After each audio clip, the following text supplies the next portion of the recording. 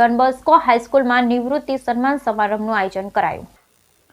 Don Bosco સંસ્થાના આચાર્ય ઈશ્વર sir અને શારીરિક શિક્ષણના શિક્ષક શૈલેષ સરનો નિવૃત્તિ સન્માન સમારંભ યોજવામાં આવ્યો. ઈશ્વર સર ડોન બોસ્કો ખાતે જ્યારથી શાળાની સ્થાપના થઈ ત્યારથી ઓક્ટોબર 2024થી 34 વર્ષ સેવા આપી તેમજ શૈલેષ સર 30 વર્ષની સેવા આપી રમતગમત ક્ષેત્રે ખૂબ સરાહનીય કામ કર્યું.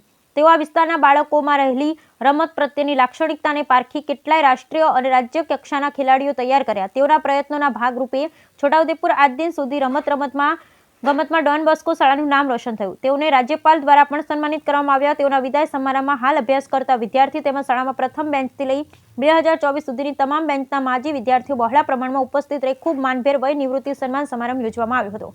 જેમાં આદિવાસી સંસ્કૃતિના વાજિત્રો સાથે વાતે ગાતે તેઓનું સન્માન કરવામાં આવ્યું. તેઓની હાથે નીચે ભણેલા હજારો રાઠ વિસ્તારના યુવાઓ દ્વારા આદિવાસી સ્મૃતિ તરીકે બાબા પીઠોરાદેવ ચાંદીનું કડું, ભોર્યુલાલ, પાઘડી, તીરકામઠી વગેરે ભેટ કરી સન્માન કરવામાં આવ્યું. સાથે બંને સાહેબોની યાદ શાળા કેમ્પસ સદાય રહે માટે માજી વિદ્યાર્થીઓ દ્વારા 2 વૃક્ષોનું વાવેતર પણ કરવામાં આવ્યું. Bureau report Rehan Patel, Chhota Udepur.